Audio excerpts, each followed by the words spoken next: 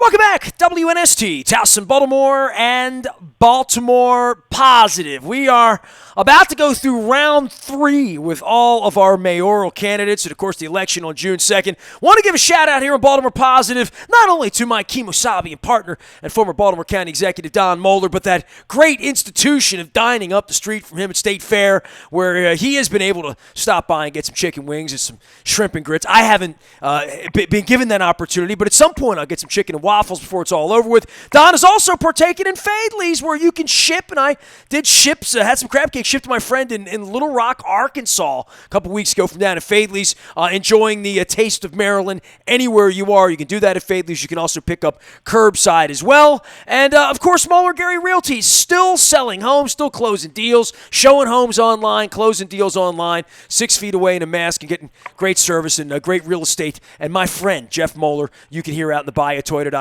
audio vault. Don, we've had plenty of oxygen here. I know you worked very, very hard at putting a day together on April 14th. We were going to have all of the mayor candidates join us all at once. Obviously, COVID changed that, as well as the length of my hair and yours as well. But we have been blessed to have all of them now join us for really sort of an extended period of time. I know we're looking forward to this one as well. We really are, and the goal is we invite our next guest, Mary Miller, former Obama official, as well as former T. Rowe Price executive, running for mayor, first time running for public office. And Mary, we welcome you aboard Baltimore Positive for the third time. Thank you so much to both of you. It's great to be here.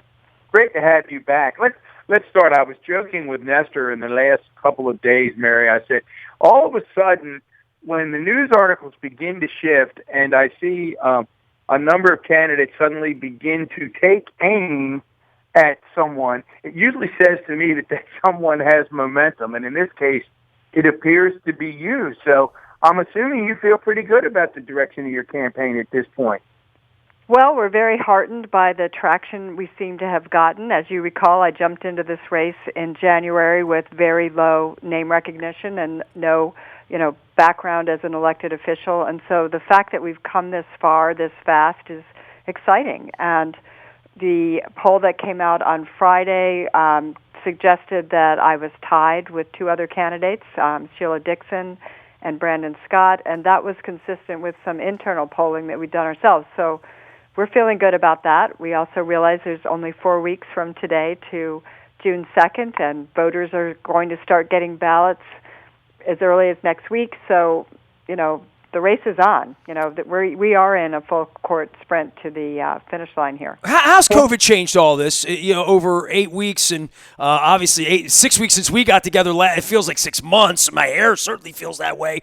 But for mail-in ballots, I've now done that, right? Like I've now filled in. I live in the 7th. I had to do it a couple of weeks ago. I know the president doesn't want that, and certain sides of and parties don't want that. But that's going to be a part of this in a way that maybe you didn't envision back at the end of 19 when you started to think about, I'm going to run for mayor.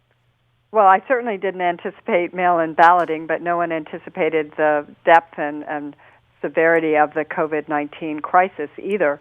I mean, we have no alternative then to do a mail-in ballot for this election, so that's what we're going to do. It is new.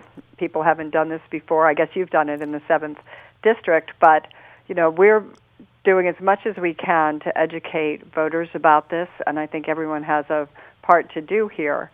But it is the case that you need to make sure that your voter registration address is the same as where you're living now. And most people don't think about that, to reach out and check their registered address with the State Board of Elections, but that's important to make sure the ballot's coming to you. And then I think people just need to understand, the process, where they need to sign, when they need to get it back. If they don't get a ballot, what are their alternatives? If you have a disability, there will be 4 sites in the city on June 2nd where you can vote in person. So we just need to keep hammering home these messages and making sure people are paying attention. There was not very high participation in the 7th District election for Congress, and probably a host of reasons why, but we want to see strong participation in this upcoming primary. Well, Mary, in talking about polls and your position and the fact that you began with 0 name recognition and now in at least one of the latest polls are in a dead heat for the lead in this race.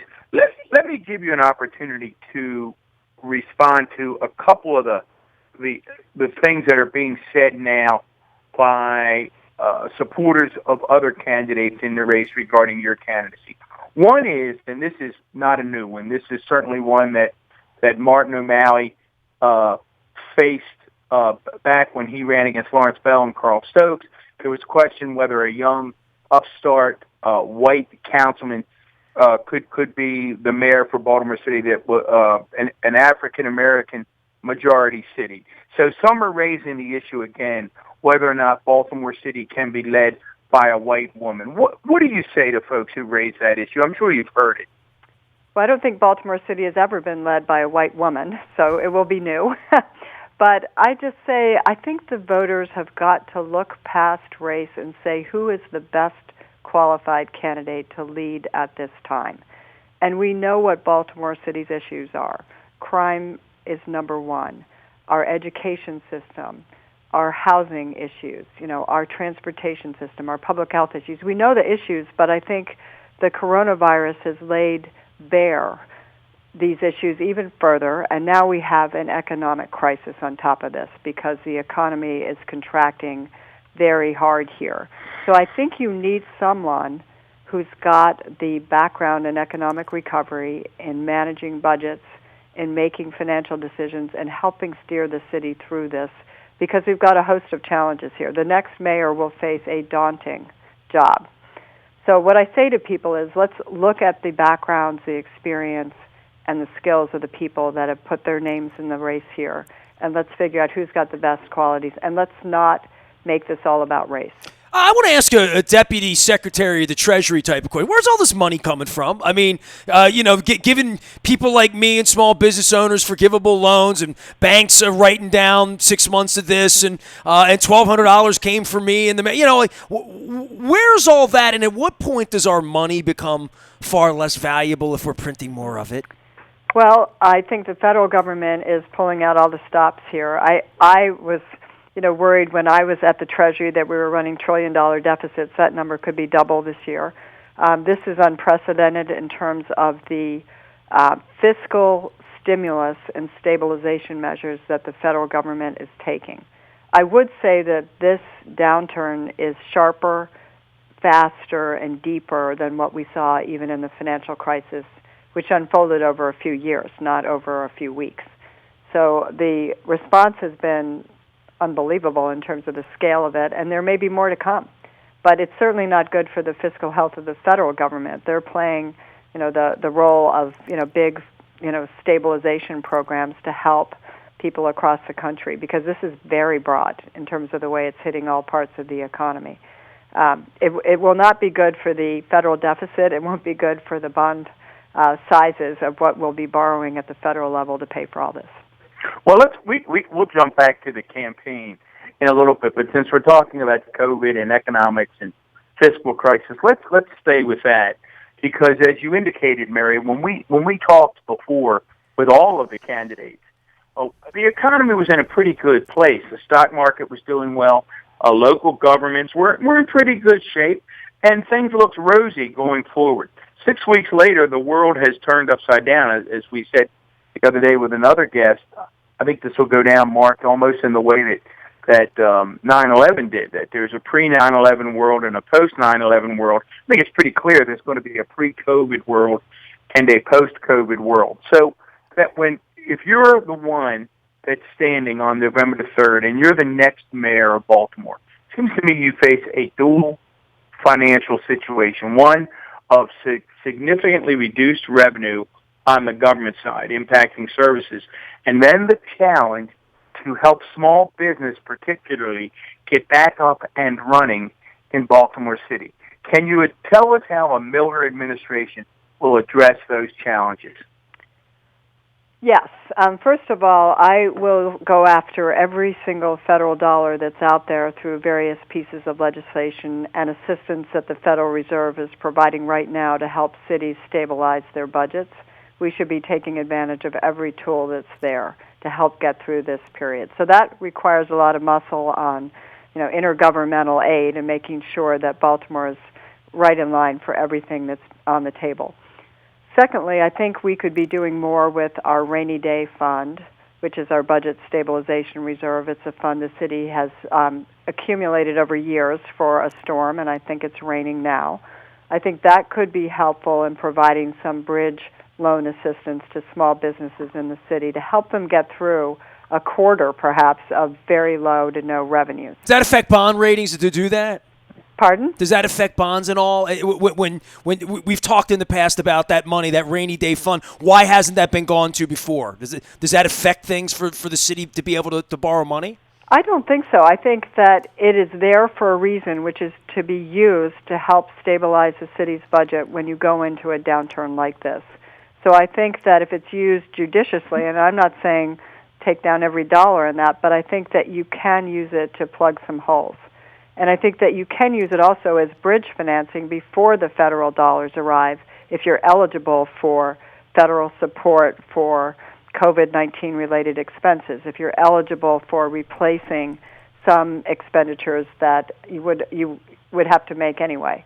So I just think we could be a little bit more creative about how to use this budget stabilization reserve, and also how we can reach out to partners to help match funds that the city might put out there. I've seen other cities do this effectively where they've used some of their own reserves and then they've attracted philanthropy, they've attracted the private sector to help build a loan fund of scale. So I'm worried that when we turn the lights back on in Baltimore, we will have lost a significant number of small businesses. We should be doing everything we can right now to avoid that fate, because those are the jobs, that's the tax base that we're going to have to get back. So I think the next mayor has got to have a pretty strong economic development plan to address all of this. Well, there's no doubt. I mean, the latest plans, and Nestor, when you used to live in the sports world, you'd be talking about this nonstop. But the latest plans that I've seen from Major League Baseball, and the jury is still out on the NFL, but it certainly looks like baseball, if it does return at all, will be returning at least for a period of time to be played before no fans, which has tremendous impact to all of those businesses in and around the harbor and in and around Camden Yards. So the ability, Mary, to manage this fiscal crisis seems to me to be paramount. What do you take away from your experience? President Obama put you in charge of economic recovery for the nation coming out of the last financial crisis that we had as a nation. What do you take from that you think is going to help you should you become the mayor? Well, first of all, it wasn't just me. There was a great team of people working on that big project. But I think that what I take away from that is, I always talk about three things. One, I think you have to be pretty bold in your vision and your thinking, and make sure that you're doing things at scale so your responses aren't so small that they don't work. I think you have to be pretty decisive and move quickly because time is not on your side with things like this. And finally, I think you have to make it easy. We can design programs that are so complex nobody can navigate them or access them, and I think we've seen that in the last month with small businesses struggling to get into the Paycheck Protection Program that the CARES Act created. There were winners and losers and people who just, couldn't seem to access the funding. So I think keep it simple, keep it, at scale, and be quick. I think those are the three characteristics of a winning solution that I found in my time in the government. It's very hard for a government to move quickly, but sometimes you have to. How are you? I guess now you sort of have to jump back to the campaign side of it and look at the issues that are being raised, because they will, I guess, affect governance. And one of the things that recently has surfaced is that some of your critics would say that Mary's trying to buy the election. She's coming in with a lot of money and trying to buy it on the airways, and that she's someone who really hasn't connected to Baltimore neighborhoods before, and we don't know her. I'm sure that comes up in virtual town halls or others. You hear it from your critics. What's your response to that you're sort of the new kid on the block, that you're Johnny come lately to Baltimore, and you're trying to buy the election? What do you say to folks who say that? Well, I say I've lived in the city for 34 years. I've been involved in so many community organizations and so many projects in Baltimore. I may be a political outsider to the system, which I actually think is useful right now, but I'm not an outsider to the city of Baltimore and our needs. I have put in my own money in this campaign because I came in without a war chest and a deep need to raise name recognition and make sure voters across the city knew about me. But we've also done a significant amount of fundraising, and we found a great deal of support for the candidacy. We reported last week that we'd raised over $725,000 from supporters in this race. But what I say to people is this is my personal commitment to Baltimore. I love this city. I'm willing to put my own funds in here to make this a strong, candidacy, a good race where we have a fighting chance to be elected because people know who I am and they know what my message is. I've also said, as mayor, this would be my full-time job. I will have no outside business dealings. I won't even take a salary. I am just here to serve Baltimore. And so I hope people see that for what it is. I think putting in my own funds also makes me more independent. I don't have any, I'm not beholden to anyone. I've made a big commitment here myself, but I want to make the best decisions for the city, and I want to be an independent thinker and someone who's going to come in with a fresh approach, style, perspective. Obviously, not having this COVID thing in mind from a campaign standpoint, I think I joked with you. We were one of your first visits early in the year at Fadley's, and I said you'll be shaking hands and kissing babies, and you'll be doing neither, of the kind leading up to not being able to press flesh, not being able to walk around, not being able to be at the farmer's market on a Sunday. My wife and I are over there for vegetables. I would think that it's been a very different kind of campaign than maybe what you envisioned in that way. Helpful, hindering, and we talk about these virtual town halls. It's nice, but it's not the same as walking around East and West and North and South Baltimore, right? Absolutely the case. This is not the campaign that I imagined. We've had to pivot very quickly to a virtual campaign style that's doing, town halls where people, are virtually joining. It's doing lots of meet and greets on Zoom meetings, lots of phone calls. But it also is the reason why it's so important to be able to do media now, to be able to do television ads and radio, print advertising, because that's the way we just keep gaining momentum, is just getting the message out. So, that's not a small endeavor to do that, but that's what we're going to do all the way to June 2nd. Mary Miller is our guest. She is at electmarymiller.com. All the issues up here, making Baltimore safe, strengthening the education system, all of the tabs here. One tab for you and working with President Obama is leadership. And I think we've all seen this. We talked in the very early part of this, is how this was going to go. I don't think any of us were even wearing masks at that point, maybe staying home. It was the first couple of days of COVID as I remember it. Now we're out on this, and we've had a full dose, 2 months of Larry Hogan at 11 in the morning, various Cuomos at noon and 10 on CNN, and Pritzkers and Newsoms and others. And then we've had the President of the United States every evening. I have not heard you speak out about this. I'd love to hear some of what you think of, I don't know, injecting bleach and different things like that we've learned in the last few weeks. I'm not even going there on the air. I think that's been fully vetted. I do think our governor has done a good job of getting Maryland ahead of the curve on, the social distancing and putting in place, medical directives that they're hard. It is no question hard. But I think he's already beginning to talk about what we should be looking for to reopen, the economy, the city, the state, and what the metrics will be. So I think he's done a great job of communicating on this, and I give him high marks for that. Well, Mary, in addition to crime, and you've talked extensively about crime in previous interviews with us. We've touched on it in this one. But in addition to crime, other issues that continue to come up in Baltimore, and they come up, it seems like they come up decade after decade, and they're related to transportation, and they're pertaining to affordable housing. Can you talk a little bit about the Miller administration and what it would do to really try to improve this lousy transportation system, there's no other way to describe it, that we have in Baltimore City, and the need for more affordable housing. Sure. On the first one, we're actually going to do a town hall on transportation on Thursday night this week to take questions from voters on that topic. But I've stepped out a little bit and said, look, I just think the city's going to have to take more control of public transportation. I think we should really consider a regional transportation authority that is Baltimore and the immediate surrounding counties. Transportation doesn't stop at the city borders. We've got people working in the city and in the counties, but we should have a much stronger local voice in designing a public transportation system that works better for this city. We did not get the red line. I say right now we should be focused on making bus service much more reliable.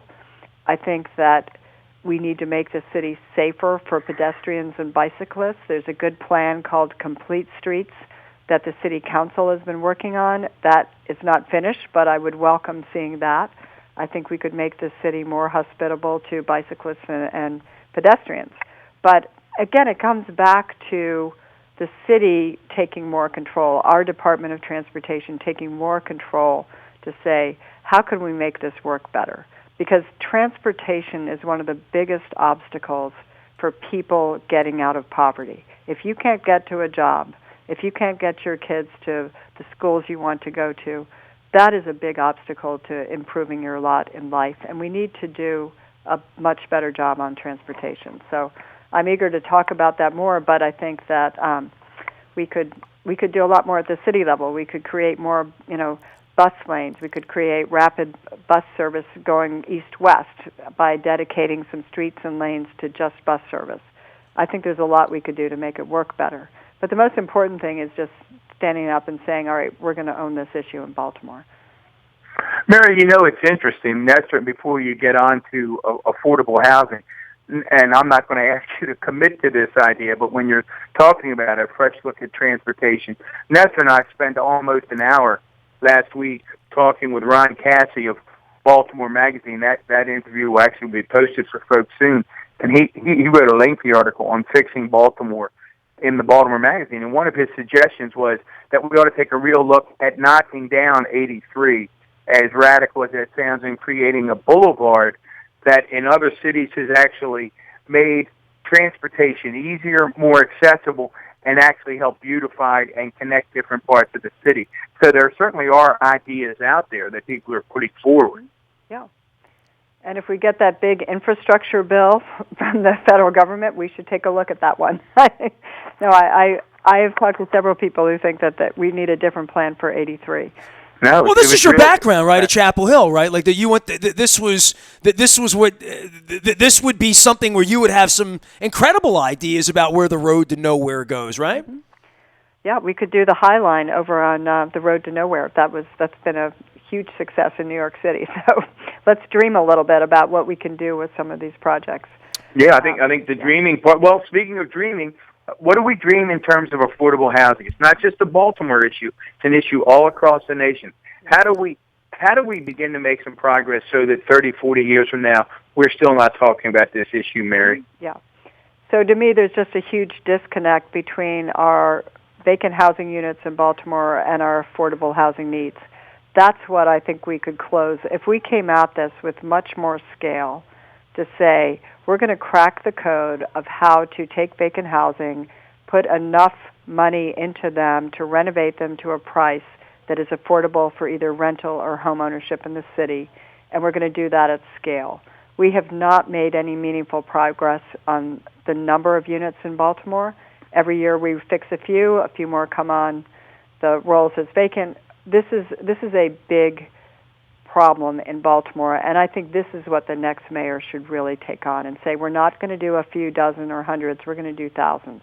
And we're going to do that at scale, and we're going to figure out the financial model to do that, get the private sector to work with us, get the community associations to work with us. But I would be so excited about really changing the dynamic of housing needs in Baltimore. And I do believe this can be done. Baltimore is a relatively affordable city compared to the San Franciscos, the Seattles, the New Yorks of the world. We can make that happen here. I worked on some of these problems in Detroit when I was at the Treasury. That city was in bankruptcy. They had 80,000 vacant housing units to deal with. And we worked specifically on helping them figure out how to reinvent a housing market in that city. And that's what I'd like to do in Baltimore. Mary, the dollar housing that Governor Schaefer did, and then Mayor Schaefer many, many moons ago, that was also brought up in the BMAG piece last week. You talk about Detroit. What did you learn? What lessons are there that we don't have to go to bankruptcy? Because some say we will go to bankruptcy, right, no matter who the mayor is. What lessons were learned there to employ here a decade later, because certainly there's been success there, and I always hear about the private sector and and Dan Gilbert coming in and buying a chunk of it and investing in it. Mm-hmm. Well, I think that we have a very backed up court system in Baltimore to move houses out of receivership into new ownership hands. But think about how much money is lost in Baltimore in property taxes from vacant houses that have very little value today. If we can accept the fact that we're going to have to sell them at relatively low prices to allow a developer to fix them up and put them back on the market at an affordable price, think about what the property tax revenues will be in the future that the city could benefit from.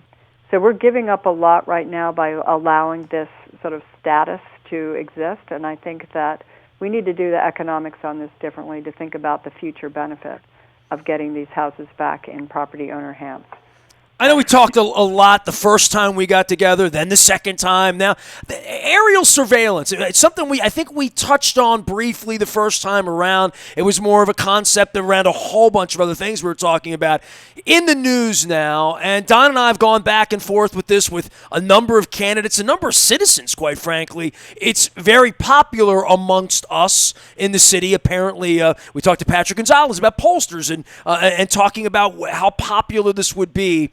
Where do you stand on that? And then maybe even 3 months, 4 months now into a candidacy, where are you with Police Chief Michael Harrison and crime in general? What maybe you've learned about this over the last 90 days? So I do support a pilot program to test aerial surveillance. I appreciate all the arguments people are making on the privacy side, and I think we have to have appropriate safeguards. But if this proved to save lives in Baltimore, I think it would be well worth conducting the pilot and seeing whether it is in fact effective in reducing violent crime in Baltimore. So I have supported that. I have not wavered in my support for Michael Harrison as the police commissioner. I continue to say we can't have more turnover in that job. We do need to give him the resources and support from elected leaders to be successful in his job. I think that COVID-19 has created a whole host of new issues in terms of demands on first responders, in terms of the delays in some of the work they're doing on the consent decree. I appreciate all of that, but I don't want to move away from the urgency of reducing violent crime in Baltimore and having a mayor who's going to work with the police commissioner and every other party to get our crime rates down. And I think it is a leadership issue, I think it's a management issue, and I think it is an urgent issue. I haven't seen that kind of convening and focus on violent crime that we're bringing to COVID-19, and that's what I think we need to do. Mary, and you've been very gracious with your time. I know you have a busy schedule, but I do think, and Nestor continues to come back to it, because it is the number one issue. We chatted with former mayor and president of the University of Baltimore, Kurt Schmoke, the other day, and he said, look, all the way back to when I was mayor, I would tell anybody who's running, it's crime and grime. It's crime and grime. You take care of the crime and you make the city clean, you will have done a pretty good job as mayor. Having said that, convince the people who are listening right now that Mary Miller can get the daggone guns off the street. What do we have to do to get guns off the street? We need to work very hard with the federal agencies here, because I think gun trafficking is a bigger issue than Baltimore alone. I mean, we really do need to work with the U.S. Attorney's Office, with the Bureau of Alcohol, Tobacco, and Firearms. We need to bring particularly the federal agencies into play here. That's another piece of this puzzle in Baltimore, of getting every single party working together for the same goals. So that would be one of my responses to that question. So, Mary, close the deal for us. We've got roughly 1 month to go. We're going to be voting by mail. We don't know how many people are going to be voting. It's going to be a very, very close election by all accounts. Any one of 4 or 5 folks could win. It's going to be within a couple of percentage points. For all the folks listening now who are going to be sharing this on social media, telling their friends, hey, listen, why should Mary Miller be the next mayor? I think you want someone with the heart and passion for the city, but also someone with the management experience, the public policy experience, the financial experience to take us through what will be a very challenging period, but to also take the city in a new direction. I always say we don't just have a crime problem, we have an opportunity problem. And we need someone who is going to materially change the trajectory of this city by moving people up in Baltimore and giving people more opportunities. And that's what I'm eager to do as Mayor of Baltimore. Mary, always good to get together with you. I hope we chat again soon. And, I will make the Trump question a little different next time so I don't get caught. Well, before I let you go, I'm a voter. I'm going to vote for one of you. I'm passionate about the Trump issue and sidestepping it. He's the president of the United States. You may have to work with him if you're the mayor. You might not have to. You have anything? I did ask you the question. I want to give you a chance to, because I don't see you tweeting about it or talking about it at 6 o'clock every night. Don and I are losing our minds. Well, I would say I am very proud to have worked for Barack Obama as an excellent president of the United States. I will also say that I've been in positions where I've had to work across political parties and work with people of very different backgrounds with different stakes in the game, and I'm someone who can do that. I will say that, again, I think that I had the opportunity to work for a great leader of our country. There you go. All right, you say enough by saying nothing, but it's we're all in it together. So we really do appreciate you coming by. You can go to electmarymiller.com. All the issues there: inclusive growth, strengthening the education system, ending Baltimore's health inequities, all of that. And we've talked to Mary at length in 2 other occasions out of Baltimore Positive. Don, are we done with Mary? We're moving on. I think it's been an outstanding session, Mary. Again, like I said to the other candidates, anyone who steps up, puts their hat in a public arena, subjects themselves to all of the things that entail. We should thank all of you for being willing to run. This is an important election. Baltimore City needs a great leader, and we ask people to get involved and vote. Terrific. Thank you guys so much. I appreciate it. Thank you very much. Mary Miller, candidate for mayor. You can find her as well as all of them. And if you live in the city, if you live in the county, register to vote. Please do that. And an American right. We want to make sure everybody's taking advantage of that. And we've been sharing all sorts of links to register to vote. And if you are registered to vote, be on the lookout for that envelope coming this month. Make sure you get those in on June 2nd. We need great leadership in the city. That's what it's all about. That's why Don Moeller and I have gotten together along with our friends at State Fair and Fadley's and Moeller and Gary. And we bring you these Baltimore Positive conversations with the former Baltimore County Executive Don Moeller and I. So we certainly appreciate that. Make sure you're subscribing. All the mayor candidates joining us here this week. Instead of the forum we had planned all in one day down at City Garage in Baltimore on April 14th, we've moved the election, so we've moved this format to just ask questions individually. And we appreciate all of the mayor candidates for coming along this week, playing along in conjunction with a bunch of education leaders from last week. So we're mixing and mingling all that we're doing here as well as the arts during COVID. I am Nestor. We are WNST.net, AM 1570, Towson, Baltimore.